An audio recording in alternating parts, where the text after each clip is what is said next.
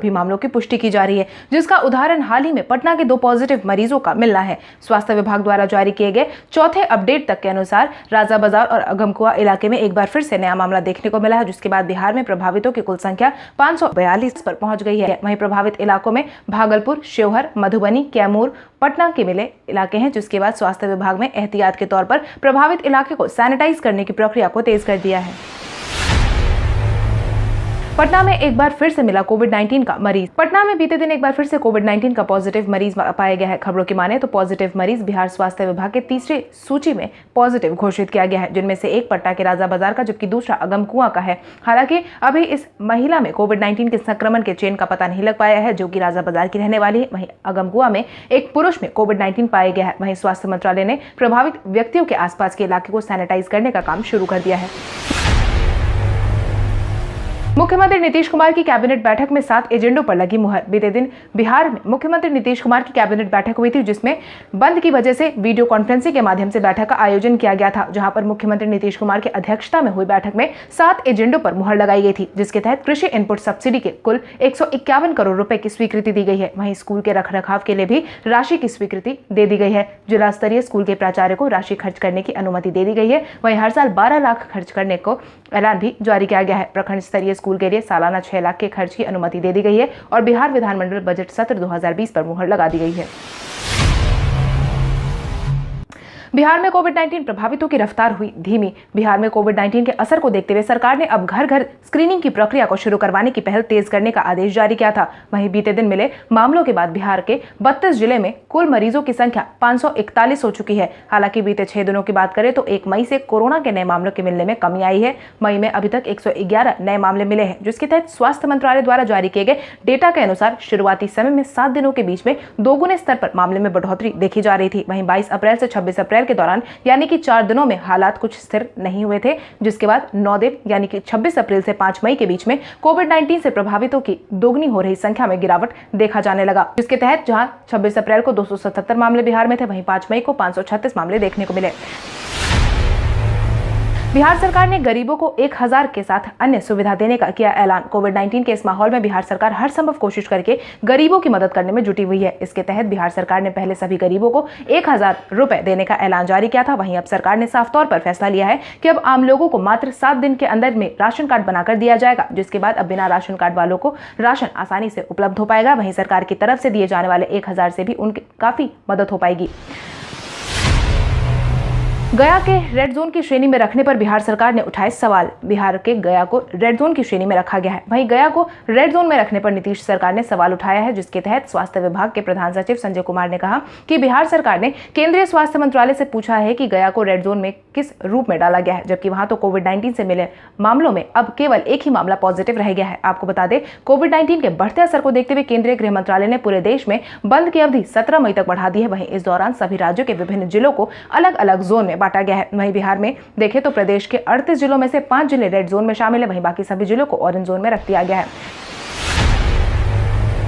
मई के अंत तक मैट्रिक के रिजल्ट की हो सकती है घोषणा। जहां एक तरफ बिहार बोर्ड ने इंटर के रिजल्ट को जारी करने का आदेश दे दिया था, वहीं अब मैट्रिक के रिजल्ट पर संशय की स्थिति बरकरार है। हालांकि बिहार बोर्ड समिति ने मैट्रिक के रिजल्ट पर सफाई देते हुए मई के अंत तक इसको जारी करने का ऐलान जारी किया है। वहीं बीते दिन से कॉपियों के बचे मूल्यांकन का काम भी शुरू हो चुका है, जिस पर बिहार बोर्ड अध्यक्ष आनंद किशोर ने कहा है कि सोशल डिस्टेंसिंग को लागू कर कोविड-19 से बचाव से संबंधित सभी सुरक्षा मानकों का पालन करते हुए मैट्रिक 2020 परीक्षा के शेष उत्तर पुस्तिकाओं का मूल्यांकन कार्य शुरू किया जा चुका है। जल्द ही मैट्रिक के रिजल्ट आने की संभावना है। बिहार सरकार ने बिहार में मौसम के अनुरूप खेती करने का किया ऐलान। मुख्यमंत्री नीतीश कुमार ने राज्य के सभी जिलों में मौसम के अनुकूल खेती शुरू करने का निर्देश जारी किया है, जिसके तहत मुख्यमंत्री ने कृषि, खाद्य एवं उपभोक्ता संरक्षण तथा सहकारिता विभाग के उच्च स्तरीय समीक्षा बैठक की है और बैठक के दौरान कई अहम दिशा निर्देश भी दिए हैं, जिसके तहत मुख्यमंत्री नीतीश कुमार ने कहा है कि जल जीवन हरियाली मुहिम के तहत मौसम के अनुकूल कृषि पाठ्यक्रम 8 जिलों में शुरू किया गया है। वहीं इन जिलों में अभी कार्य और ज्यादा विस्तार करने की जरूरत है। आपको बता दें, भागलपुर, बांका, खगड़िया, मधुबनी, गया, मुंगेर, नालंदा और नवादा में मौसम के अनुकूल खेती शुरू की गई है। वहीं बारिश के कारण फसलों की बर्बादी के लिए कृषि इनपुट अनुदान का वितरण 15 मई तक पूरा कर लेने का आदेश भी जारी किया गया है। बिहार बोर्ड के 12वीं के रिजल्ट में स्क्रूटिनी का जारी किया गया आदेश। बिहार विद्यालय परीक्षा समिति 12वीं के ऐसे छात्र को स्क्रूटिनी का अवसर देने जा रही है जो अपने मार्क से संतुष्ट नहीं है, जिसके लिए अब छात्रों को 8 मई से आवेदन की प्रक्रिया को शुरू करना होगा। अपने रिजल्ट से संबंधित किसी भी बदलाव के लिए इच्छुक उम्मीदवार को 25 मई तक बिहार बोर्ड की आधिकारिक वेबसाइट biharboardonline.bihar.gov.in पर जाकर आवेदन कर सकते हैं। साथ ही बिहार बोर्ड द्वारा जारी किए गए आदेशानुसार अप्लाई करते समय प्रति विषय 70 रुपए के हिसाब से देना होगा। आपको बता दें, कोविड-19 के बढ़ते असर के बीच में 24 मार्च को बिहार बोर्ड के इंटर के रिजल्ट की घोषणा की गई थी। बिहार सरकार ने मजदूरों और छात्रों को निजी बसों से लौटने पर भी किराया देने का किया ऐलान। बीते कई दिनों से मजदूरों द्वारा लिए जा रहे किराए पर राजनीति देखने को मिल रही है। वहीं बिहार सरकार ने अपनी तरफ से स्पष्टीकरण देते हुए मुख्यमंत्री नीतीश कुमार का एक वीडियो जारी करते हुए यह साफ कर दिया था कि ट्रेन से सफर करके बिहार पहुंचने वाले मजदूरों और छात्रों से ट्रेन का किराया नहीं लिया जाएगा। इसके बाद ही बिहार सरकार ने जब निजी बस से बिहार वापस लौटने वाले मजदूरों और छात्रों से भी किराया नहीं लेने का ऐलान जारी किया है। यानी कि अब छात्रों और मजदूरों की आवाजाही का सारा खर्चा बिहार सरकार अपनी तरफ से देगी, जिसकी जानकारी परिवहन सचिव संजय कुमार अग्रवाल ने दी है। मुख्यमंत्री नीतीश कुमार ने कोविड-19 की इस परिस्थिति में विधायकों से सुझाव लेने का किया ऐलान। मुख्यमंत्री नीतीश कुमार कोविड-19 के बढ़ते असर के बीच अब उन्होंने अपने सभी अधिकारियों को आदेश जारी करते हुए यह साफ किया है कि कोविड-19 की इस परिस्थिति में विधायकों का भी सुझाव लिया जाए, उनसे जानकारी प्राप्त करें और फिर उसके आधार पर ही कोई कदम उठाया जाए। इसके आगे उन्होंने कहा कि जनप्रतिनिधि मुझे भी फोन करके अपने क्षेत्र की स्थिति बताते हैं और उस पर भी संज्ञान लिया जाता है। पंचायत स्तर के जनप्रतिनिधि से भी संपर्क कर आवश्यक सहयोग लिया जा रहा है। वहीं दूसरी तरफ उन्होंने वीडियो कॉन्फ्रेंसिंग के जरिए उनके साथ जुड़े सभी नेताओं का धन्यवाद भी व्यक्त किया है। कोटा के बाद अब पटना में फंसे बिहार के अन्य जिलों के छात्रों की होगी घर वापसी, जिसकी जानकारी जिलाधिकारी कुमार रवि ने दी है, जिसके तहत उन्होंने कहा है कि पटना में फंसे सभी बिहार के छात्रों को उनके घर वापस भेजा जाएगा, क्योंकि बिहार में कई जिलों के छात्र पटना के हॉस्टल लॉज में रहकर पढ़ाई कर रहे हैं। वहीं बंद के कारण सब जहां थे वहीं पर फंस गए हैं। इतना ही नहीं, बंद के ऐलान के बार बार हो रहे इजाफे को देखते हुए छात्रों की परेशानी भी बढ़ रही है। इसी को ध्यान में रखते हुए कुमार रवि ने फैसला सुनाते हुए पटना में फंसे सभी छात्रों को घर वापस भेजने का ऐलान जारी कर दिया है, जिसके बाद सभी छात्रों की सर्वे जल्दी कराई जाएगी। पटना शिक्षा अधिकारी ज्योति कुमार ने बताया कि जिलाधिकारी का आदेश मिलने के बाद ही जल्द ही सर्वे कर उनकी रिपोर्ट को भेज दिया जाएगा। स्वास्थ्य मंत्री मंगल पांडे ने कोविड-19 की जांच की क्षमता राज्य में बढ़ाने का जारी किया आदेश। बिहार के स्वास्थ्य मंत्री मंगल पांडे ने बिहार में लगातार कोविड-19 के बढ़ते मामलों को देखते हुए राज्य में ज्यादा से ज्यादा जांच की क्षमता को बढ़ाए जाने की अपील की है, जिसके तहत उन्होंने बताया कि राज्य में अब तक 30,500 से अधिक कोविड-19 सैंपल की जांच हुई है। विभाग के द्वारा प्रतिदिन 25 सैंपल्स जांच कराने हेतु क्षमता विकसित की जा रही है। आगे आने वाले दिनों में सीबी नेट मशीन का भी उपयोग किया जाएगा, जिसके माध्यम से कोविड-19 मरीजों की स्क्रीनिंग की जाएगी। साथ ही राज्य के अब सरकारी एवं निजी चिकित्सा महाविद्यालय में भी जांच की अनुमति के लिए आईसीएमआर से आग्रह कर दिया गया है। रेड जोन का जायजा लेने खुद निकल पड़े डीजीपी गुप्तेश्वर पांडे। बिहार के 5 जिले फिलहाल रेड जोन में आ रहे हैं। वहीं इन इलाकों का जायजा लेने के लिए डीजीपी गुप्तेश्वर पांडे ने इसकी कमान खुद संभाली है, जिसके तहत बीते दिन वह पटना में कोविड-19 से संबंधित व्यवस्थाओं की जांच पड़ताल करते हुए देखे गए, जहां उन्होंने जिले में किसी तरह की व्यवस्थाएं हैं इसका जायजा लिया। साथ ही सोशल डिस्टेंसिंग का पालन हो रहा है या नहीं, इस बारे में भी जानकारी ली है। आपको बता दें, बीते दिन डीजीपी गुप्तेश्वर पांडे पटना सिटी के माल सलामी इलाके में पहुंचे थे।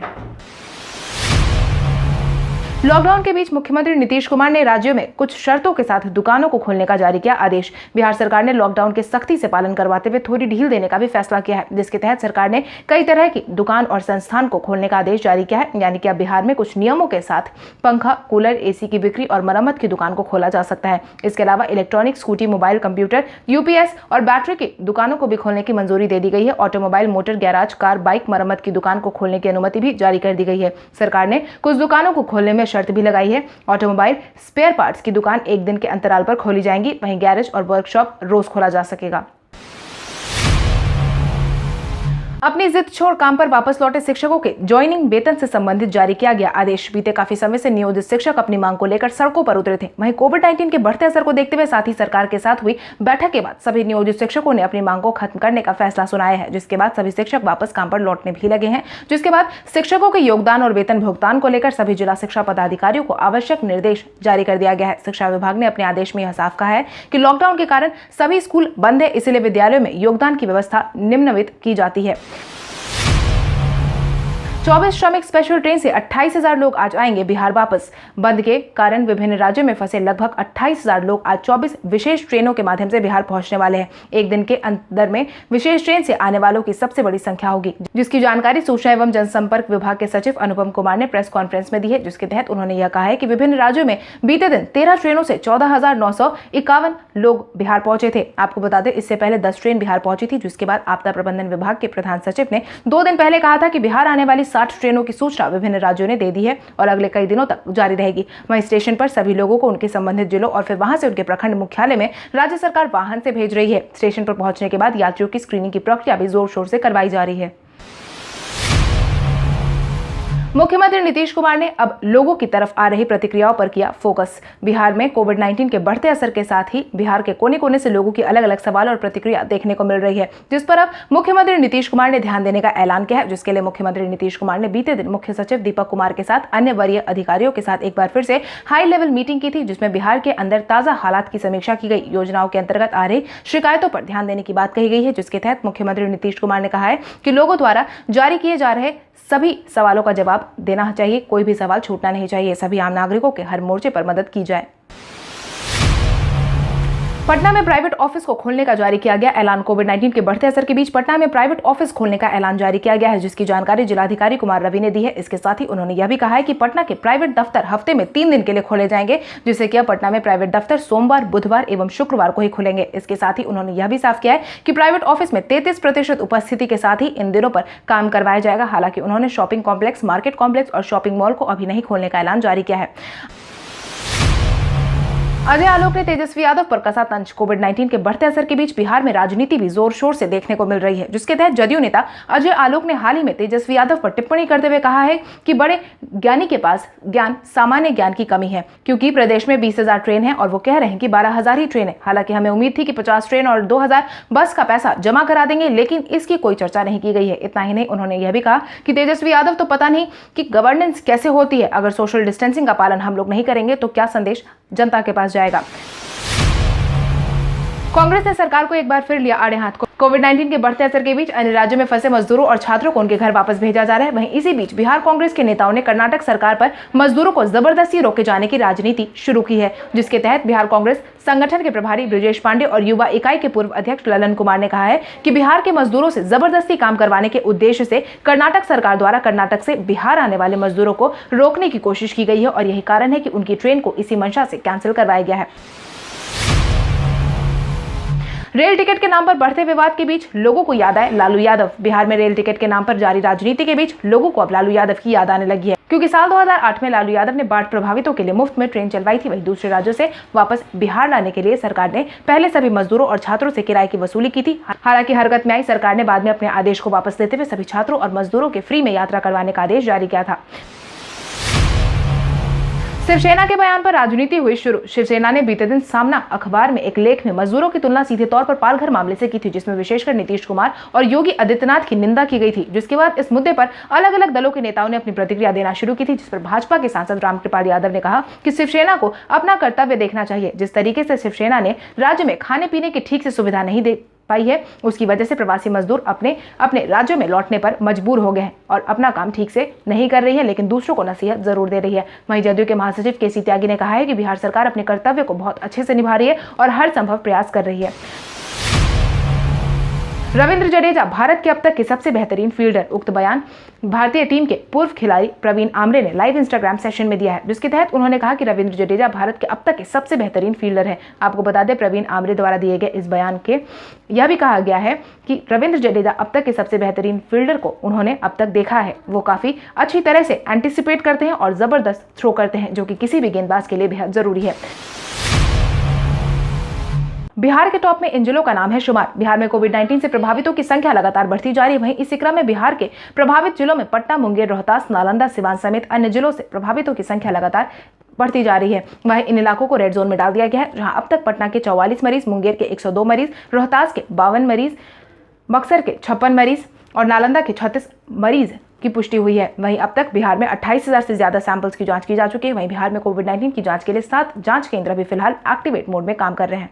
कल हमारे द्वारा पूछे गए सवाल का जवाब आप में से बहुत सारे यूजर ने हमें कमेंट करके दिया था, उसके लिए आपका बहुत बहुत धन्यवाद। आप में से जिन यूजर का कमेंट हमें अच्छा लगा है उनके नाम है प्रमोद कुमार, प्रवीण सिंह, रुद्र सिंह, ललन कुमार, कृष्ण कुमार सिंह, वीरेंद्र यादव, प्रहलाद कुमार, गुंजन कुमारी, चांदनी कुमारी, मोहम्मद सरफराज, मोहम्मद आलम, आलोक कुमार। इसके अलावा हमारी टीम को और भी लोगों के जवाब अच्छे लगे, मगर समय के अभाव के कारण हम उनका नाम नहीं ले पाए। लेकिन आप हमारे सवालों का जवाब देते रहे, हम कल आपका नाम लेने की पूरी कोशिश करेंगे। तो चलिए बढ़ते हैं आज के सवाल की ओर। आज का सवाल कुछ इस प्रकार है। भारतीय टीम के पूर्व खिलाड़ी प्रवीण आमरे द्वारा रविंद्र जडेजा को भारत के अब तक के सबसे बेहतरीन फील्डर की उपाधि देना आपके अनुसार कितनी सही है, कितनी नहीं? अपने जवाब हमें कमेंट करके जरूर बताएं। इसके साथ ही आज के लिए बस इतना ही। अगर आप ये वीडियो हमारे YouTube पर देख रहे हैं तो हमारे चैनल को सब्सक्राइब करें और बेल आइकन दबाना ना भूलें। और अगर आप ये वीडियो हमारे Facebook पर देख रहे हैं तो इस वीडियो को लाइक करें और ज्यादा से ज्यादा शेयर करें। धन्यवाद।